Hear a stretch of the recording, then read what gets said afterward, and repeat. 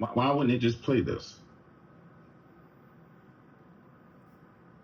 Will be the biologics that are not human that have been discovered, and like even some of the briefings that aren't classified just need to be out in the public. I mean, I had someone come and brief me who was in a military uniform, worked for the United States Army, that was briefing me on the locations of hybrid breeding programs where captured aliens were breeding with humans to create some hybrid race that could engage in intergalactic communication. An actual uniformed member of the United States Army briefed me on that. Non-human biologics, interracial alien mating? What the F is going on? Look, wait a second. You had whistleblowers tell you this kind of thing? Can you please unpack that? I had a guy who was uniformed. He was a senior enlisted with the United States Army. Came into my office in Crestview, Florida, in a non-classified setting. I had members of my staff there, and what they explained is that the military ran a very secret program where aliens that were living were in forced breeding programs with humans that had been abducted from war zones and from even the caravans of migrants. Now, again, I didn't verify this, but what the whistleblower was telling me is that there were like between 6 and 12 locations around the country where this happened. And what he wanted was a group members of Congress to all show up at the same time at all these different locations so that any of those activities could not be moved. And of course, it's a physical impossibility to get members of Congress to simultaneously show up at like 8 locations at one time. And so that never occurred. What do you mean non-human biologics? Like this? Well, that was the testimony of David Grush before the House Oversight Committee, which I joined. And the testimony was that in crashes of craft that had been recovered by the CIA and through a special program that the CIA had for crash recovery, that it wasn't just the hard materials, it was also biologics, but that they couldn't identify a human source of those biologics. To what's really right in front of you. HR 2161. We covered this when it first came out, and we covered the multiple iterations of this. Be enacted by the Senate and the House of Representatives of the United States of America. This act will be cited as the Human Animal Chimera Prohibition Act of 2025. So they were trying to stop individuals from making human animal chimeras, meaning it's like alcohol prohibition, right? They were selling alcohol all over the place. Anybody was selling it. And so then they did prohibition to stop it. The simple fact that they've been trying to pass a bill means that it's already being done. I said this years ago. I was like, look at HR 2161. And there's another bill. It was S1800, the same thing. I want to say this is in 2021. They tried to do the exact same thing. The Human Animal Chimera Prohibition Act is in 2021. And then it's going all the way back to 2015. They were trying to do this. And so what it lets you know is that at some point in time, is that on the screen? Because I don't want people to think it lets you know at some point in time, people started making a stink about the fact that they have been modifying existing entities and animals and making them humanizing. Somebody will say, James, that's not the same thing as alien biologicals. What?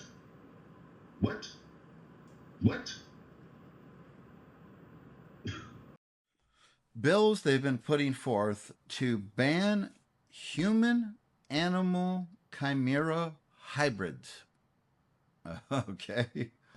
We're talking dog man. We could be talking Bigfoot, goat man, moth man, deer man, you name it, man. Okay. And a whole lot of other gone wrong experiments.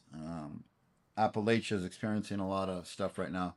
So I just want to read you a little bit out of this from 2014, because I think it explains what's really going on here with this alien, ancient aliens theory that that, by the way, this is what the mainstream media is pushing to you, okay? The mainstream is pushing ancient astronauts, ancient aliens, and they have so for 20 years. This is not by chance, okay? This is predictive programming. And I know the comments I'm going to get, and I know the haters I'm going to get. I don't care. I've looked into this far long enough. And if there's one thing that I can be sure of, is whatever the mainstream says, you can be 100% sure that that's not the actual truth. And it's probably either a complete 180 or 90-degree turn. Anyway, okay. So, the antediluvian, pre-flood, epoch was a unique period. It was a time teeming with burgeoning knowledge, yet having vitriolic split personality. Is there a hidden relationship between our exploding knowledge and technologies and pre-flood knowledge and technology? Indeed, there is. And the disturbing prophetic connection is crucial for this unprepared generation. Corruption of knowledge doomed the previous ancient world to destruction. Let's nose flood. Without the proper morals and wisdom, the application of such knowledge and its offspring, technology, is a road that only leads to disaster and apocalypse. I mean, AI wasn't even out when he wrote this, and look where we're at 11 years later. The descendants of Cain applied their corrupted knowledge in defiance to God. The deployment of the 7 spurious sciences was void of any moral governance or acknowledgement of a true God. Sound familiar? Also, I want to say that people are under the impression that pre-flood, well, people are under the impression the flood wasn't real, but people are in general under the impression that people from ancient times were not smart. You know, they walked around with sackcloth and a stick, and that is couldn't be farther from the truth. These were highly, highly advanced societies that I believe were more advanced with us, with equal to, if not more, tech than us. And that's evidence all over the world in megalithic structures that are buried in catacombs, and that's another topic we'll get into later. All was handled with hubris under the guise of advancement or progress. Does this ring familiar? We live in an unprecedented advancements age, all accomplished in the name of progress.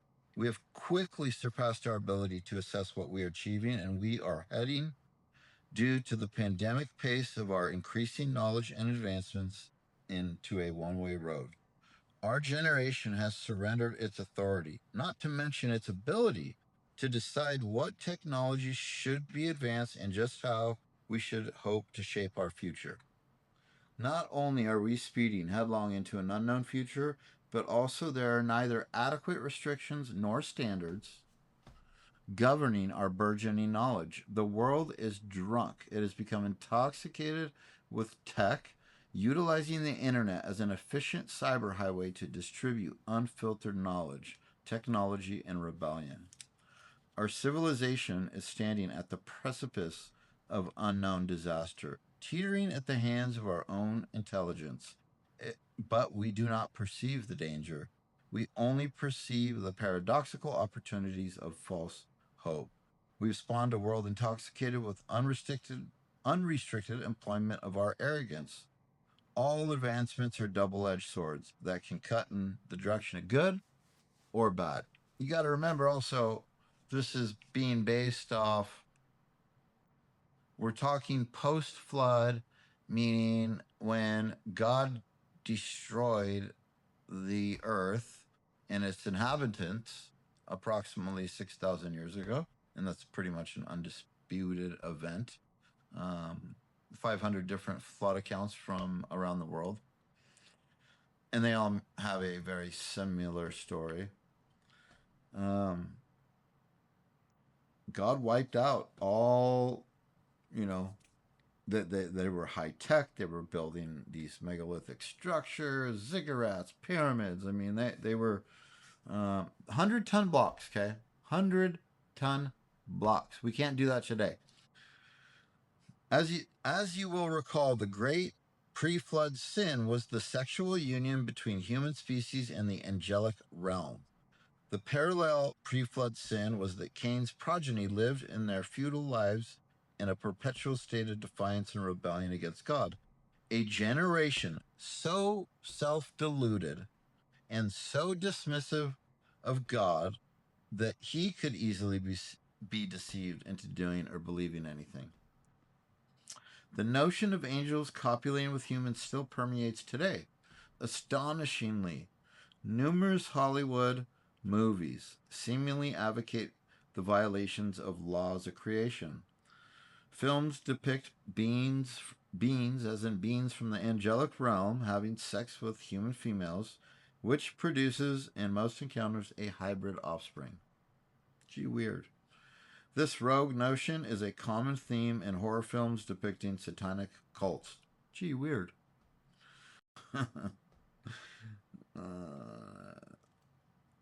The alien.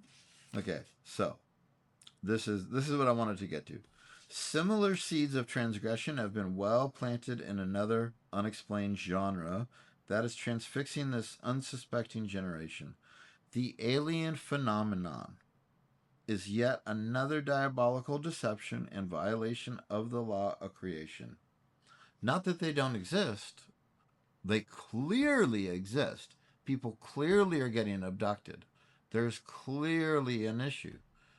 Okay, but what's the common denominator for, and maybe you're watching this and you've been abducted, what's the common denominator? You're taken, you're put on a table, you're examined, your DNA is taken, they're breeding, they have hybrids, and their main objective is to essentially, especially if you're female, get you pregnant and take your hybrid baby. That is, one may find it surprising, but the Vatican, that's people recognize the extent of alien encounters and the size of the universe dictating, so the Vatican's dictating, that these must be alien life forms as testified to by the high-ranking Vatican representative for alien life forms. Who knew that existed? Monsignor Corrado Balducci. If one assumes that alien abductions are deceptive tactics employed by the former previous fallen angels in Genesis 6,